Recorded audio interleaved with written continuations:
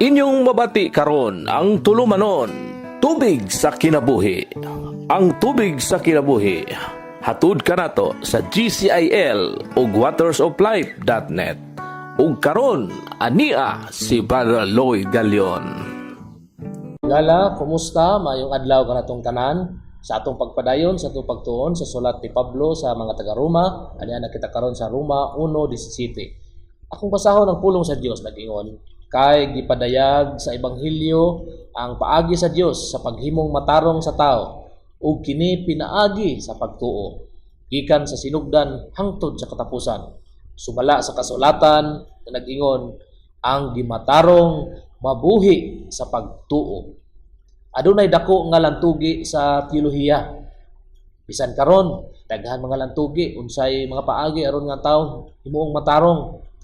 Angayan ba nga magsunod kita sa balaod? Angayan ba nga magbinuotan kita? Kini ang pagkamatarong sa Dios mao gi init kayo nga mga hisgutanan. Kung ang atong relihiyon pagpakaron ingnon lamang, ang maong problema dili nato sulbad apan sa atong nahibal-an nga ang pagkabalaan sa Dios gasugo nga matag kasala kinahanglan patyon pagahukman ug walay laing matarong atubangan sa Dios. Nagmasulubon ba kita mga kaigsuonan tungod niini nga pagsabot nato nga lisod baya gayud kayo maghimong balaan atubangan sa Dios. Sayunan ka nga mahimo lang di na ta kasala kay aron mahimutang balaan, mahimutang santos. Lisod nga igsuon. Kay halos sa tanang relihiyon mao man kini ang mga panaglantugi unsaon gayud pagka matarong sa tao. Tungod kay tanang katawhan karong panahona matud pa sa kasulatan makasasala ug angayan sa dinaliang kamatayon. Gani apan karong panahona igsuon ang Dios dili lamang makita nato nga balaan ug matarong apan usab siya usa ka maghuhukom. Ngani usa ka maluluy-on usab siya nga amahan, puno sa gugma, puno sa kaayo, puno sa pailog. Dili niya dauton ang mga makasala apan iya kining pagaluwason. Mao nga sa atong hisgutanan karon usa kini kanindot ni hisgutanan igsoon. Tungod kay may tungod kini sa iyang pagkabalaan. Ang Dios dili makapasaylo basta-basta lang o bisan asa nga panahon nga iyang gusto. Kay namang mga tao nagtuo nga ang Dios anytime mupasaylo lang diha dayon sa iyang buot nga pasayloon, bisan buot siyang pasaylo tanang tao. Unya ang pagkagamhanan sa Dios maoy nagbatbat niini mga igsoon. Isip solusyon niini nga problema, gidala niya iyang katungod sa pagkamanluluwas pinaagi sa pagsakripisyo nga namatay siya isip pagtubos sa mga makasasala. Unya tungod kay walay sakripisyo sa hayop o tao nga makapasar sa maong sugo sa pagkabalaan sa Dios. Busa dili kita angayan migsoon magbalaan sa atong kagalingon o magpakaron ingnon kay iya kitang gipili sukad sa sinugdan na ang iyang anak mamahimong tao o gitakda sa panahon nga mamatay sa cross. Ang atong Ginoo dili man unta si angayan mamatay ngadto sa cross igsuon. Ang angayan nga ibutang dito ug angayan pagahukman way lain kun dili kita.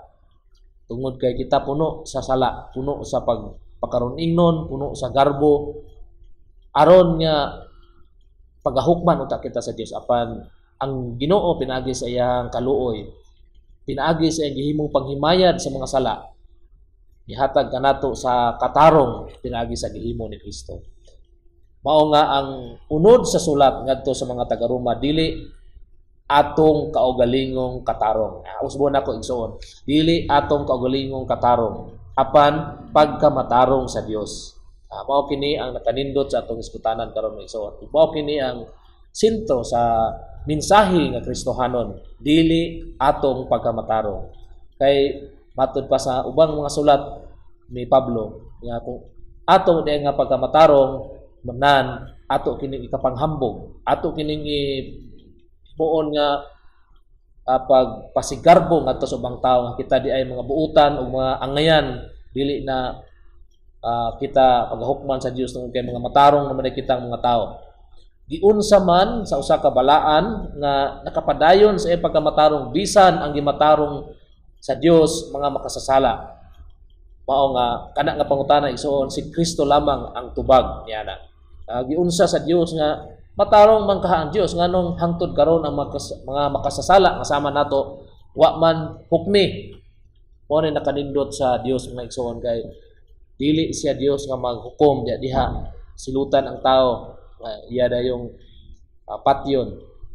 Kay ngani man kung atong isa-isa pagbalik atong naisgutan nato, ang Dios dili basta-basta makapasaylo diha dayon. Kay kung muralag usa ka pilok nga igsoon moingon ang Dios nga gipasaylo na nako tanang kalibutan karon, tanang tao sa kalibutan, ako ning gipasaylo, wanay sala ng tao, dili ingon ana kasayon buhaton. Ngani ang proseso taas o nga kasulatan sa daang tugon mitagna may tungod niini sa pagsakripisyo sa iyang anak. O buti pasabot niini ang proseso sa Dios alang sa pagpasaylo sa katawhan taas. Dili niyon nga isa lang ka pamilok. Dili sama sa tawo nga mahilig og instant. Ang katawhan sa balaod BBI.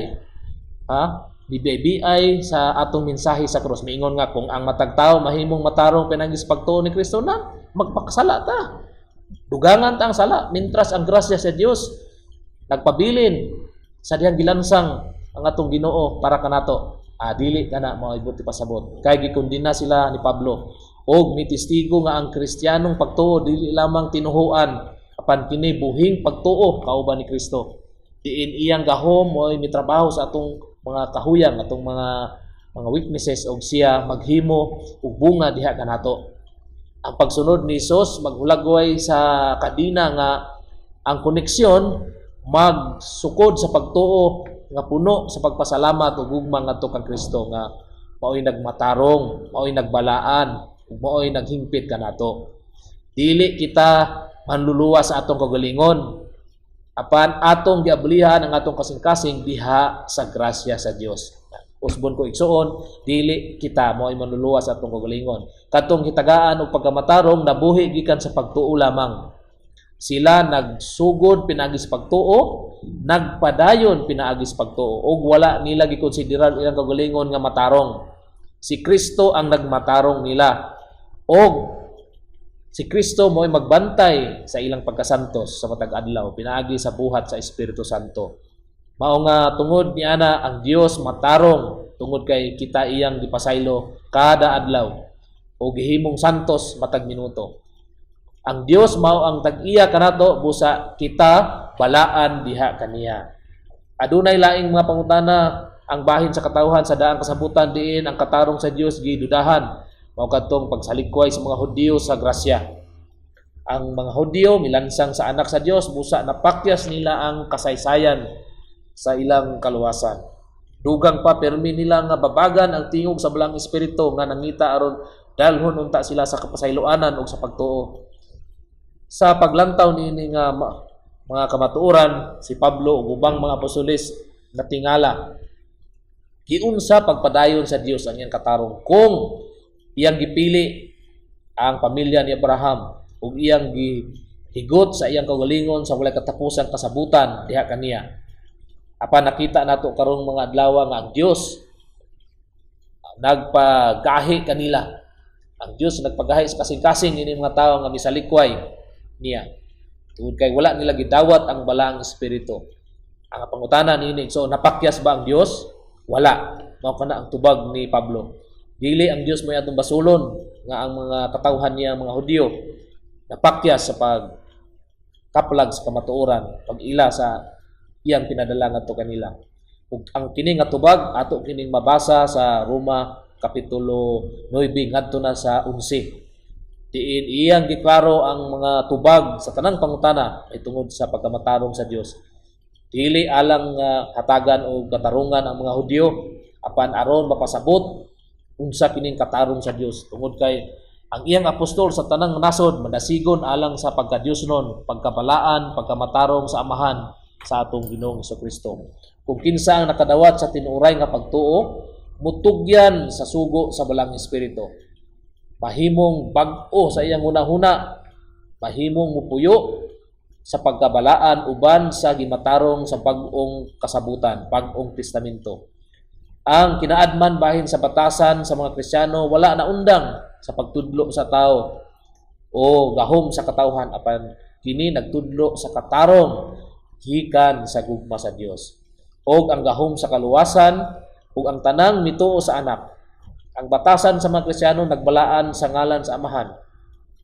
Ang pagpakita sa iyang pagkamatarong maoy gisgutan sa sulat ngadto na sa taga-Roma. Pag-ampo kita igsoon, o Dios, pala ang Trinidad. Kami gasimba kanimo tungod kay imong gidawat kanamo ang tinuod nga pagtuo.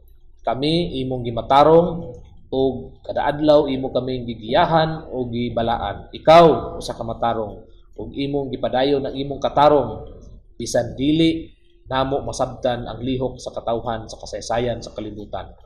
Himuha kaming balaan ug wagtanga sa among nabiling sala aron kami mahimong madaigon humot sa tanang katawhan. Amen. Unay pangutana igsoon, unsa ang pagkamatarong sa Dios subay sa atong pagtuo? Daghang salamat sa inyong Inyong nabati ang tubig sa kinabuhi. Kung aduna kamoy reaksyon, pangutana ug opinyon, i-text ka na sa 0908-426-7070 o kaha 0906-7909-298. Sa dugang pagtuon o pagpaminaw, adto sa watersoflife.net, i-click ang Cebuano. Daghang salamat sa imong pagpaminaw.